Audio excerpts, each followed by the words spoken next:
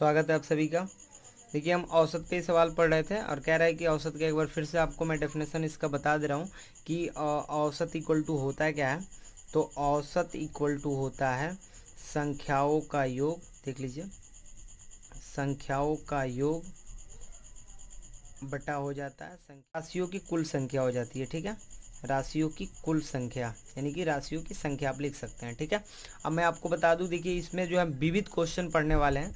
विविध क्वेश्चन किस टाइप का, देख लीजिए उसका मैं डेफिनेशन बता दे रहा हूँ। कह रहा है कि किसी संख्याओं की श्रृंखला इस प्रकार दिए हुए हों कि उसके दो संख्याओं के बीच का जो अंतर हो एक समान हो, उसको हम कहते हैं, यानी कि वैसा होगा तब हम क्या करेंगे। देख लीजिए, तब हम अगर जो तब औसत पूछेगा तो तब औसत ज्ञात करने के लिए प्रथम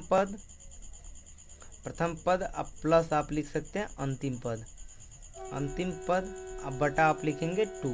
ठीक है, देख लीजिए कह रहा है कि जब कब ये होगा, मैं मतलब बता दे रहा हूँ कि इसका क्या मतलब है। कह रहा है कि जब राशि ऐसी दी हुई हो, यानी कि कोई राशि ऐसे दिया गया हो, जैसे देख लीजिए 2 दिया हो, 4 दिया हो, 6 दिया हो, 8 दिया हो। इसमें क्या हो रहा है कि अगर जो आप 4 में से 6 को घटाते हैं तो 2 का अंतर आएगा, और 6 में से 4 को घटाते हैं 2 का अंतर आएगा, 8 में से 6 को घटाते हैं 2 का अंतर आएगा। हमने डेफिनेशन बताया कि यदि कोई श्रृंखला ऐसा दिया हो कि उन दोनों के दो संख्याओं के निकटतम दो संख्याओं का अंतर यदि समान होता है, तो वैसे कंडीशन में हम औसत एवरेज ज्ञात करने के लिए बस प्रथम पद और अंतिम पद को ऐड करके बाई 2 कर देते हैं, हमारा आंसर हो जाएगा। बहुत ही आसान सवाल है।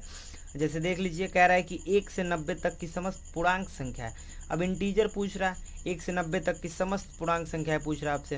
मैं आपको बता दूं, 1 से 90 तक की समस्त पूर्णांक संख्याओं में देख लीजिए ये प्रथम पद हो जाएगा और ये अंतिम पद हो जाएगा। आपको एवरेज ज्ञात करना होगा तो आप एवरेज लिखेंगे, यानी कि औसत इक्वल टू हो जाएगा, ये प्रथम पद 1 हो गया, अब प्लस 90 यानी कि अंतिम पद है तो 90 हो गया बटा 2 हो गया, यानी कि ये हो गया 91, 91/2 का यानी कि 45.5 हो गया।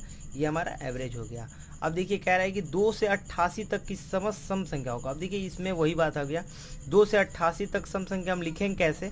अगर जो लिखने की बात हो तो 2 4 6 डॉट डॉट ऐसे करके हम 88 तक एक श्रृंखला बनाएंगे, ऐसे आ जाएगा।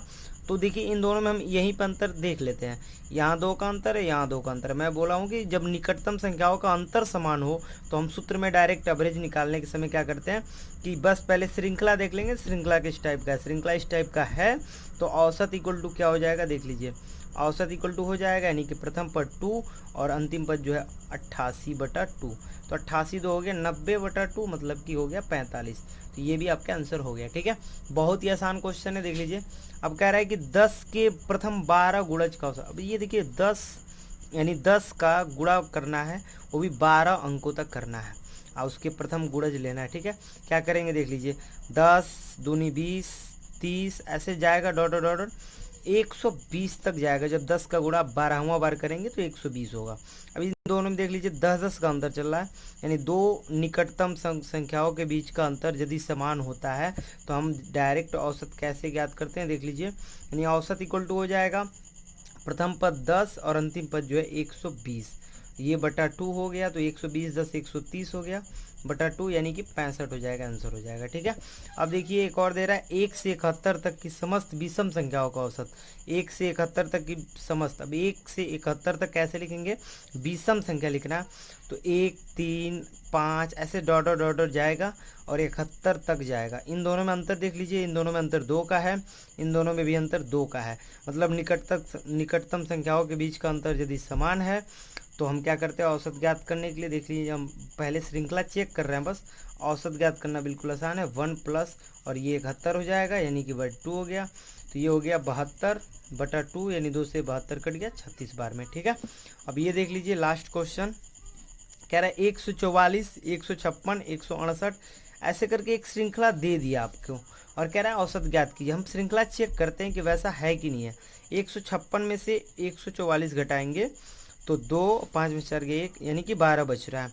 168 में से 8 में से देख लीजिए ये घटाएंगे 2 और 6 में से 5 गए 1, 12 बच रहा है, मतलब ये 12 और ये 12, यहाँ भी देख लेते हैं 12 बच रहा है।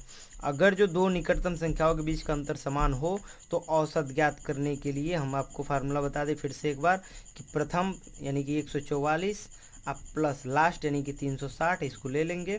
अब आई हो गया 2। अब देख लीजिए इसको, अब 4 हो गया, 6 4 10, 1 बचा, 3 1 4 1 5 हो गया, बटा 2 हो गया। इसके बाद से डिवाइड कर लीजिए इसका, 2 दूनी 4 हो गया, 2 पचे 10 हो गया, और 2 दूनी 4 हो गया, फाइनल हो गया। ठीक है, ये इसका आंसर हो जाएगा।